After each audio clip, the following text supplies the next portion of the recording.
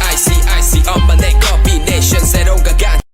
Yo, what's good, everybody? This is Jose again with Just Enough Customs, aka the Chubby Rican. Mi gente!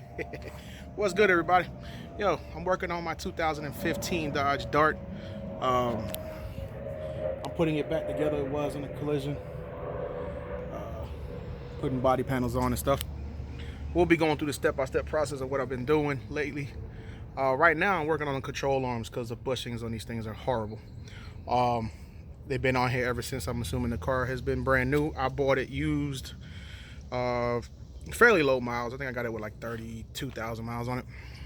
It was my son's car. It's now mine again. Anyways, I'm finna build it. I'm finna do some stuff to it, see how it goes. This is just for anybody who actually has never done this. I know there's a couple videos online about doing this. I'm gonna show you the way I do it, the tools that I'm using, so forth and so forth. I'm gonna turn the camera around and show you exactly what I'm talking about, and we'll go from there. All right, thanks. This is the passenger side or right side of the vehicle. The control arm is at the bottom.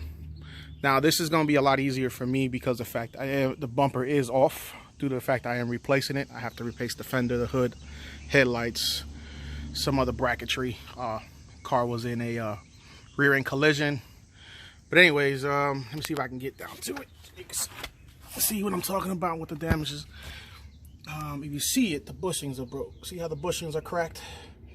There is some paint on it. I was painting the calipers and just because to stop the rust. Really, and honestly, it's not the best paint job, but it is just to stop the rust. And I put through some black paint back here just to stop some of the rust from the car. Been sitting for such a long time. The car has been sitting for a couple months in front of my driveway. So, but I am replacing that. I did use jack stands and a 3-ton jack from Harbor Freight. Had it forever. It's done real well for me. It's by Pittsburgh.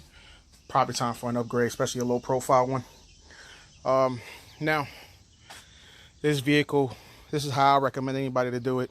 Take the wheel off. Jack it up on jack stands because you will need the jack to go up under the rotor to raise and compress the strut up a little bit to remove the control arm. Now, the control arm has a total of 1, 2. They're from the bottom underneath this plate. Now there's 4 bolts holding this plate in. You will have to remove this plate. These bolts are underneath this plate, and then you'll have to remove, if you see it, this bolt right here, and there's another one on this side right there at the bottom. Now all these are Torx bolts. Now I bought these from Harbor Freight. I've used them before on my Jeep. Spline sockets. I did order some Torx sockets, but these have worked so far. They have a lot of teeth in them, so they grab pretty decent. The one I'm using right now is a 9/16. So I'm assuming all these are they're all going to be Torx bolts. All of them. Sorry, camera was poisoned for showing you that. They are going to be Torx bolts. I have thrown some penetration lubricant on there just to help out because this is the first time they are taking off. This is the best time to check to see if you have any leaks or any rips in your CV axles, just in case. This car now has probably approximately about 80 some odd thousand miles on it. I think 82, 83. Also, while here, if you do have the bumper taken off, check your engine mounts. Make sure they're not cracked. These are still fairly decent. Just stuff that you should check. Your belt as well. If you got it all taken off, you might as well check it.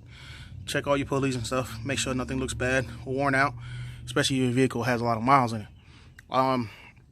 You will also have to remove 1, 2, 3 bolts. These 3 bolts drop this bar down away so you can remove that bolt right there. That's the problem. This is why they charge so much at the dealership for this job, is because of the fact that they have probably a different way to do this. I'm assuming this is, well, this has been the easiest way because I had to do it in my Jeep, which is over there. It was a pain in the ass because we had to do it with the bumper on. I didn't figure it out till late. I actually had to remove most of the bottom end of the car. Take the shrouds off. Like I said, the car is being replaced or fixed. I just put these on today. I just tested the fenders and the hood. They're all test fit. I got to pull everything back off so I can paint them or get them painted, regardless of what I got to do. I also got to do body work as well. But I'm going to go step by step. I'm going to take off the plate and then show you where I go on from there. All right, it's going to be probably a little difficult, but I'm going to try to show you underneath the vehicle. These are the 4 bolts I'm talking about. These 2, this one and this one, are the ones that go all the way to the top. Above, right here. Let me see if I can get a better picture of you. Oh, right there. Sorry. The ones that come up out of here are these 2 in the front. The 2 in the rear really hold the plate on. I mean, they all hold on the plate, but the rear 2 are the ones that actually hold the bracket on. Once you remove those, you also have to remove this bolt right here. See? I think this is there's also another Torx head. I'll give you the sizes off these sockets. You can buy these sockets fairly cheap at Harbor Freight if you got them. If not, I ordered a set from Amazon. I should be getting them Torx sets. But like I said, this size right here works. You see, good bite. We're gonna see. Hopefully they don't slip. 9/16. They didn't slip on me on the Jeep, so. But you'll have to remove this bolt right here to remove the bottom end of the control arm from the axle, CV axle housing, or the rotor housing. Once you remove that, it's good to have a fork or something to bang this out. I suggest anybody to invest in a little mallet, metal mallet if you got a strong enough mallet. We need to bang it out, probably bang it on this side a little bit. That's what I had to do. I actually banged it on this joint right here from the Jeep to get it out, and it slid about with no problem. I will be putting some penetration lube on that as well. I probably won't get all this done today because the weather is coming in on me. I'm just trying to get started and show a couple of videos of how this is done. Like I said, this is just my version of it. Hopefully y'all can use this. So let me get started and we'll go from there. All right, bye. All right, shout out to Ryobi. I'm gonna tell you something. Y'all make this investment if you work on your cars and stuff. This has been one of the better investments.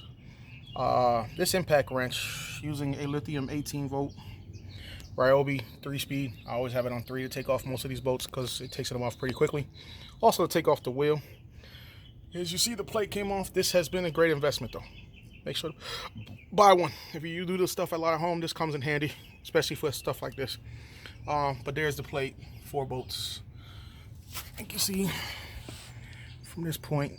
All right, those 2 went up to the top. Now, I will have to get the one under the control arm over there. Should be the second bolt to the back, to the rear, the front of that one. Oh, excuse me. And like I said, I have to remove this one. I'm gonna go ahead and remove these right here. If you see, these are just panel clips. You can just take these off, sticking a fork, flathead screwdriver, excuse me, or if you have a panel tool remover to remove these off. It should be these 2. I don't feel any other ones, so there's just 2 of them. This one and that one right there, and then 3 bolts. 1 down here, here, and here. This comes off. This loosens this out. And this literally will fall to the ground. All right, let's go ahead and get that done. Like I was saying, I took those off. See right there. Those are 2 little, excuse me, pop-off panel clips. I used a screwdriver just to pull these off.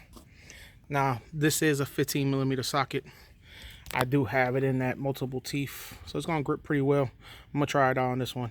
But it is a 15mm socket to remove those 3 sockets. All right, I had to use an extension just because the head of the gun was hitting on here. 1/2-inch extension to get into that one as well.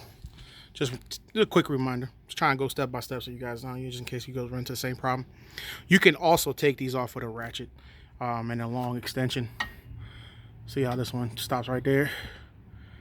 So you can just get a short, what is that? I think it's a 4-inch extension, 1/2 inch, and use a ratchet. I'm assuming one with force, probably something good, strong handle ratchet, 1/2 inch, and to take off those bolts because they are pretty tight. The penetration lube did help a lot. Those are the bolts, they're pretty long. All right, let me take off the other one. All right, as you see, I haven't taken the bolt all the way out, but it fell already. Came down, it came loose. I haven't taken the bolt all the way out yet. I will be removing the bolt all the way just to make it easier for me to work in that area. I'm gonna do it on both sides. Like I said, this is just the same procedure on both sides. I'm gonna go ahead and take this off. And look, honestly, if you're gonna do this job, take your bumper off. It's a lot easier to do. Bumper really nicely has 8 10mm bolts all the way at the bottom, some panel clips, 2 10mm bolts or 8mm bolts on either side of the bumper here, and then on the other side, and then 4 on top, and a bunch of panel clips, and the bumper just snaps off out of this and this piece right here, and it snaps and comes right off. You don't have to remove the headlights and none of that stuff. It's very simple to take off the bumper on this car. There's plenty of videos to do so, and trust me, it'll save you that extra 30 minutes of time. Taking off the bumper will help you in the long run to do this job if you have to do it at home in your driveway, and take probably the time to just do this, and you'll save yourself a lot of headaches trying to maneuver in small areas. Make as much room as possible. Take the time out today to do so. Like I said, I'm working against the weather. The sun keeps coming out, playing tricks on me, but the clouds keep moving in. So I'm gonna try to get most of this done, taking this off, and then I'll probably show you another video a couple days later on how to actually remove it all the way from there. All right, thanks. All right, now getting to this bolt right here. I was test fitting a few of them. It isn't different, actually. I'm using, or going to use, a same Torx type style socket, excuse me. This one is a 5/8. Apologize, there it is. This one's a 5/8. I'm gonna try that one out to see how that works on that bolt right there. I'm assuming if that one's a 5/8, then the 2 back there, or the 1 back there, should also be about the same size. But I'm gonna have to double check because that doesn't look like a Torx. It actually looks more like a socket. I'm assuming this one's going to be a, excuse me, my camera was facing down. I think that socket's gonna be a 14, but I'll double check when I get there. I'm trying to go one by one so you guys can see what I'm talking about. But there it is right there, and again, I'm using a 5/8 for this one. All right, now when I removed that bolt, I forgot again. Like I said, it's been a while since I did this. I'm trying to get the best glaring video. Excuse me. Right here. See this? The other end of the bolt, where that bolt was that held a 5/8. I don't know if you can see that or not. Okay, right there. This right here. This is attached to the body rails. It's a little clip, so it does get a little loose. Remember when putting it back on to raise this back up a little bit, or guide it in so you don't break that piece. There's no reason to remove it. But just to see, as you see where the paint was. Just wanted to let you guys know that. And this one right here, since I'm already here, I have to go to it. I'm trying my best. It's a little dark, I apologize. Here we go. Okay, so see the bushing, you can see from right there, the bushing is horrible. That right there, if I can focus, looks to be also like a Torx. Let me double check.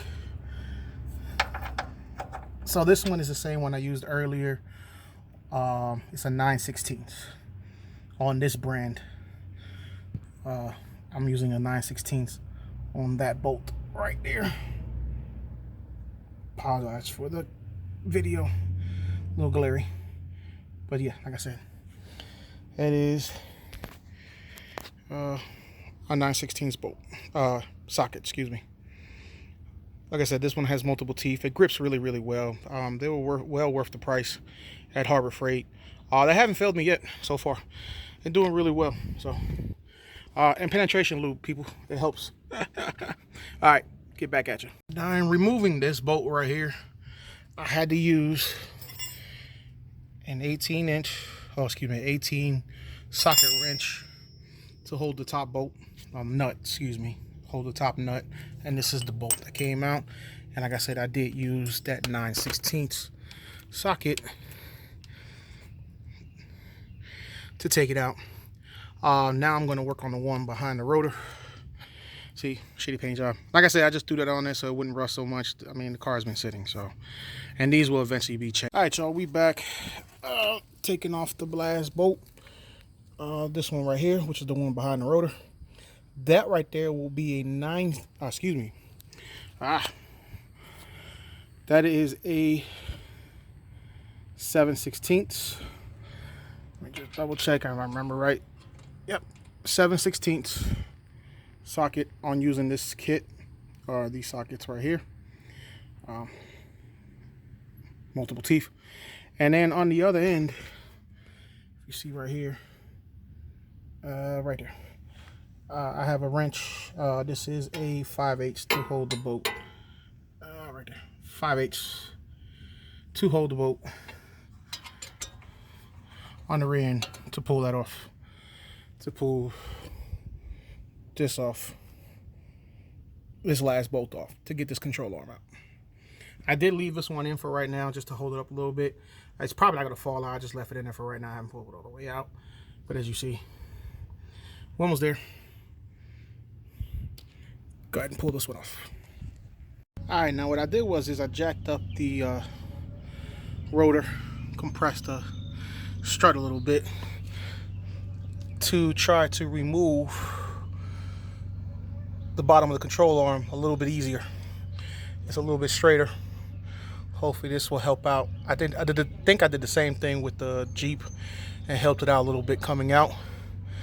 Of course, I have pitchfork and mallet. I said very inexpensive stuff. Buy it from Harbor Freight. And let's hope with this right here, show you an easier way to get these off. All right, cool. All right, so as you see, there it is. You can see it. They all broken.